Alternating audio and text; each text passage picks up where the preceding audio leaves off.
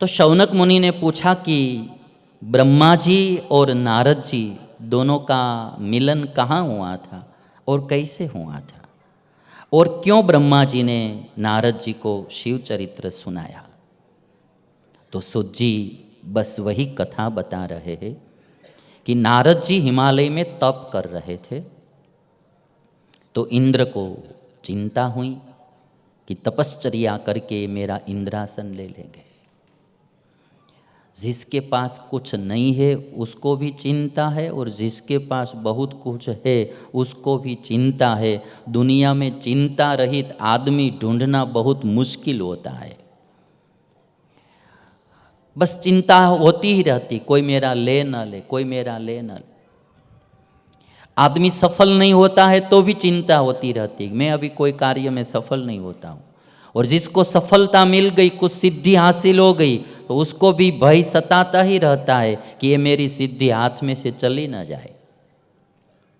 इस दुनिया में कोई चीज़ परमानेंट तो है नहीं, आती है और जाती है, फिर भी आदमी को चिंता होती रहती है कि मैंने कुछ कैरियर बनाया है वो अखंड रहे, मैंने जो सिद्धि हासिल की है वो अखंड रहे। इंद्र को भी चिंता है कि मेरा कहीं इंद्रासन न ले ले। तो तप भंग करने के लिए, नारद जी का तप भंग करने के लिए कामदेव को भेजा। ईर्ष्यालु आदमी होता है, वो किसी की उन्नति देख नहीं पाता है। कोई आगे बढ़ता है तो उसको चिंता होती है, और उसको पीछे हटाने के लिए वो कुछ न कुछ विघ्न डालता रहता है। तो इंद्रदेव ने कामदेव को भेजा कि आप जाओ नारद जी के पास और नारद जी की तपश्चर्या का भंग करो। कामदेव नारद जी के पास आए और नारद जी की तपश्चर्या भंग करने का बहुत प्रयत्न किया, बहुत चेष्टा की, किंतु नारद जी का तप भंग नहीं हुआ। कामदेव निष्फल होकर इंद्र के पास चले गए। तो नारद जी को थोड़ा अभिमान आ गया कि देखिए मेरे पास कामदेव साक्षात आए थे तो भी मैं काम के वशीभूत नहीं हुआ, और मैं उस जैसा जितेंद्रिय पुरुष कौन होता है। तो अभिमान आ गया। अभी ये एक चीज़ जो है संसार में हम देख सकते हैं, हमारे जीवन में भी कुछ भी सिद्धि प्राप्त होती है तो अभिमान पीछे पीछे आता ही है, पीछे पीछे आ ही जाता है। यदि संपत्ति प्राप्त कर लेते तो भी अभिमान आता है, कोई सत्ता प्राप्त कर लेते हैं तो भी उसका अभिमान आता है, कोई बुद्धि मिल गई है तो भी उसका अभिमान आता है, किसी को रूप अच्छा मिल गया है, सौंदर्य अच्छा मिल गया है तो वो भी, उसमें भी अभिमान आ जाता है कि मेरे जैसा कोई सुंदर नहीं है। कोई कला हाथ में आ गई तो भी अभिमान आता है। अभिमान ऐसा है कि अभी जैसे खेत में मूंगफली बोनी पड़ती है, घास को बोना नहीं पड़ता है, वो अपने आप उगता ही रहता है। वैसे अभिमान पीछे पीछे आ ही जाता है। सद्गुण का भी अभिमान आता है, मेरे जैसा कोई सद्गुण ही नहीं है। नारद जी को अभिमान आ गया।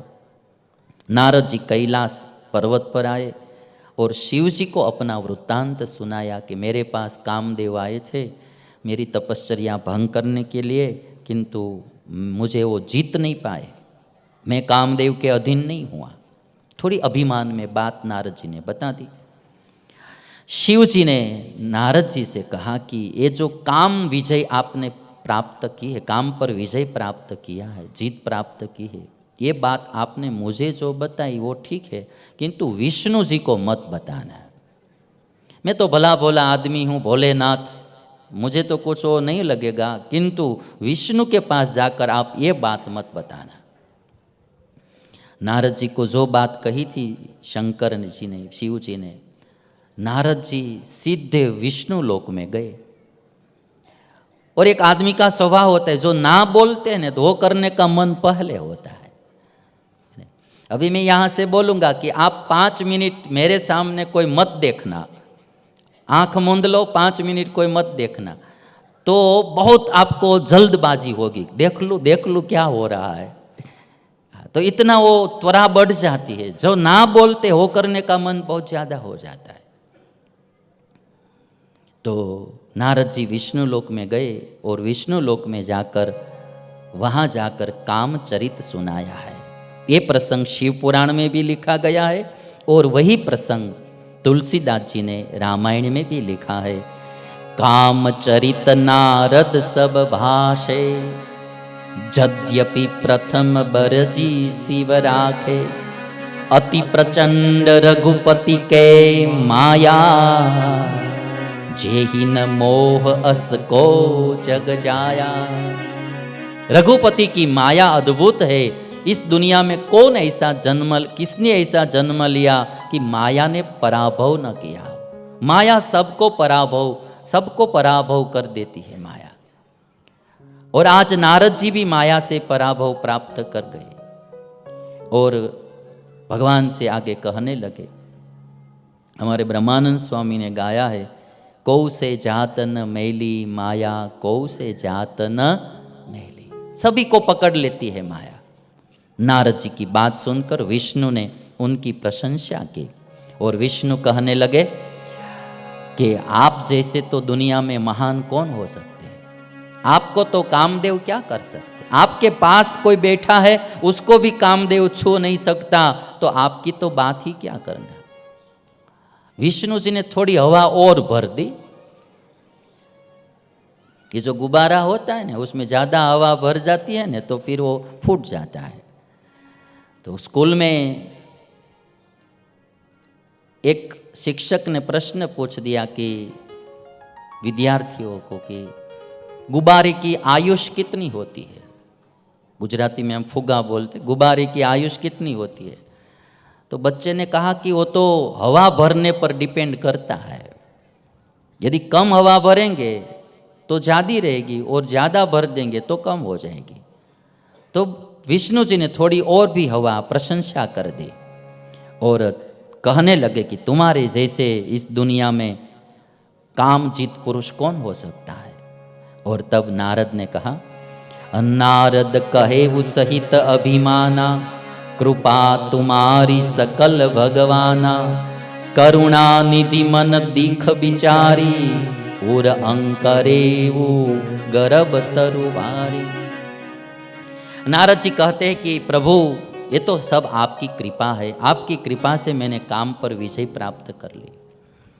हमारे मन में तो यही होता है कि मैंने किया, किंतु हम बोलते कि आपकी कृपा से सब हुआ है। हम किसी के घर जाते हैं ना तो बोलते कि भाई बंगला बहुत अच्छा बना है। अरे स्वामी जी ये तो सब आपका आशीर्वाद है, आपकी कृपा से हुआ है, या तो भगवान की कृपा से हुआ है। मन में तो ऐसा ही होता है कि मैंने मेरे बाहुबल से किया है।